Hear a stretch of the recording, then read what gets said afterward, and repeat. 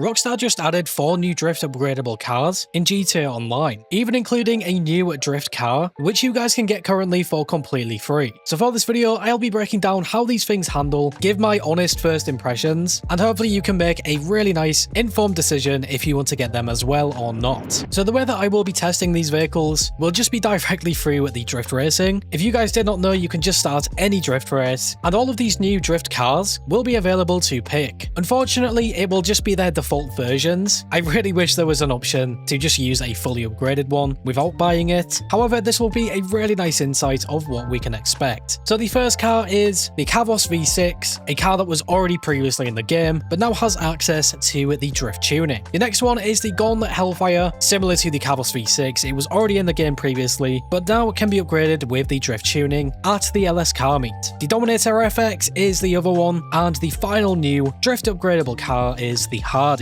Now, I did mention there was also a free car, and this is the Drift Walton L35. So if you go onto the website, you will actually see it is completely free currently, and you can never go wrong with a free vehicle. Before I dive straight into these drift races and just highlight some different strengths and weaknesses of these cars, if you do pick one of these vehicles up and you do want to throw on the drift tuning, you will need to have the LS Car Meet membership first. Buy it from Mimi inside here. It currently has a 50% discount. With the membership, you can then just customize any vehicle you want inside, and this will be where you can put on the drift tuning. I also believe this is the only place you guys can actually apply this. For example, if you do take one of these vehicles to the Los Santos customs, you will not be able to find drift tuning. In terms of the price of drift tuning, it does in fact cost a little bit of cash, a kind of ridiculous $200,000 just to apply the upgrade. And then the worst part about it, if you guys don't like how the vehicle performs with drift tuning, it will cost you an additional $50,000 to take it off. The last thing I also want to mention is with this drift tuning upgrade, you actually will get access to some special liveries, which I think is really cool. I wish these liveries were just available for the vehicle itself without drift tuning. Maybe you guys agree with that as well. If you do, make sure to leave a comment. But finally, at long last, we need to get into the drift racing. So to actually find drift races, if you press the pause button, go over to the online tab, select jobs, play jobs, Rockstar created, and then races. Just keep scrolling down until you see the drift races. They also have some double money and RP this week. The first car that I really wanted to look at was the Gauntlet Hellfire. I think this one looks really nice. It does look pretty appealing to me. So I went ahead and found it in the car selection, and straight away I do think this is probably a really balanced drift car. It doesn't really give you guys too much power, but in terms of just taking corners and stuff, I really do think it is balanced. You can still keep some really nice speed, and if I was going to look at a drift vehicle, this is probably one of the main aspects I would look at. Can it keep up some pretty nice speed, but also still be controllable? I am in no means really good at drifting or anything, but just driving this thing around, trying to pull off some drifts, I think this will be a really nice option. And even on top of this, if you want to get a pretty nice customized version of this, if you go over to Simeon's Auto Shop currently, you will be able to purchase this Hellfire, and hopefully you guys can see this on screen. I do think it looks really clean. I also believe it does have one of the drift liveries applied. To give this one a rating out of 10, I would probably say this would be a solid 7. Still a really good option to mess around with. Next up, I then moved over to the Chavos V6, and to be honest, this really did surprise me. Straight away compared to the Gauntlet Hellfire, it really felt quick off the mark. I don't know if it has some better acceleration or something. I have not really looked into the vehicle stats, but in terms of drifting, I mean, if you guys can see in the gameplay, I genuinely don't know what to think about the Chavos V6. I know it is a drift vehicle, but I do think it feels a little bit too slidey. That is the best way I can describe it, at least, but this can make for some really clean and super fun drifts. So I really see this as more of a double-edged sword. If you guys have tried the Chavos V6 as well, maybe you even have a custom version of this, let me know what you think about it in the comments below. Still a pretty nice one. I would not even write it off either. Next up, we have the Dominator FX. Just in terms of how this one looks, and also how it manages to go around corners, this one does feel a little bit more stable, if not just a bit too stable. To me, I do think it feels more like you have put on the drift tires, or the low grip tires, whatever they are called. It does not feel like a full drift tuning upgrade. In terms of acceleration, you can't really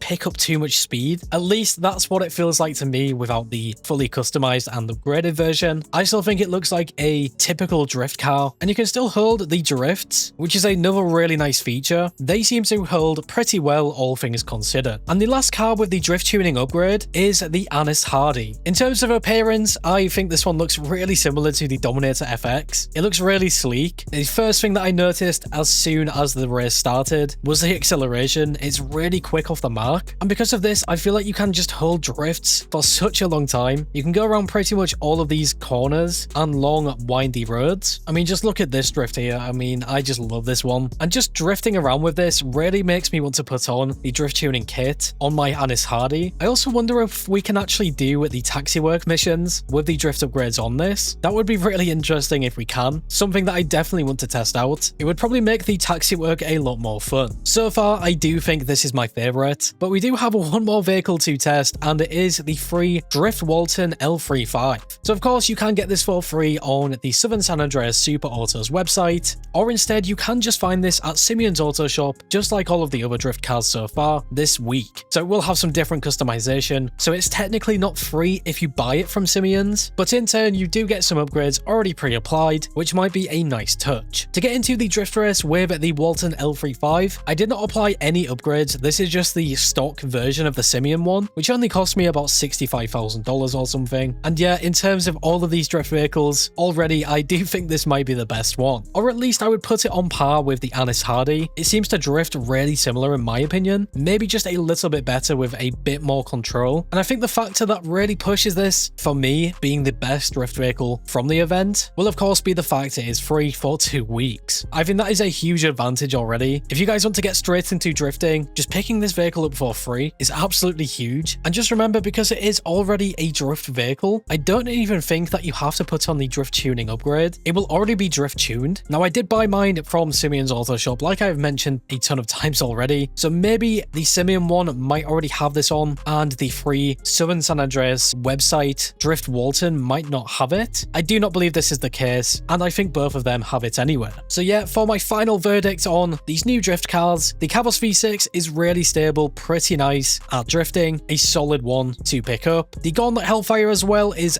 pretty similar in this respect, maybe slightly worse at drifting, but that also might help it going around corners. The Dominator FX is a typical drift car in my opinion, maybe just a little bit too stable. The Anis Hardy probably takes it in terms of these three drift cars before it. I do think it is the best out of the three, and the overall best choice, at least in the next 2 weeks, will be the Drift Walton L35. In terms of customization, you might have some different features with them being drift cars. For example, we do see this with the Jester RR. However, these are just standard upgrades on the Jester, so I don't really think anything changes. One more really important point as well, just before we close this video out, is that because these are all at Simeon's Auto Shop, you can test drive them there as well. And just remember, some of them ones will already have upgrades applied and might potentially work even better. But yeah guys, that will wrap it up for this video, just going through all of these new drift tuning cars, and of course the new Drift Walton L35. Let me know in the comments below if you have tested these ones as well. Maybe you have a completely different opinion to me. And yeah, like I've said, I don't really drift too often. I'm not an expert or anything like that. I just find it fun from time to time. But yeah guys, that will do it for this video. If you went on to enjoy this in some way, shape or form, make sure to leave a like on this video. I do appreciate your support. And if you are new here and like what you see, subscribe and hit that bell icon to never miss a video. Finally guys, stay safe, thanks for watching, and I will catch you in the next one.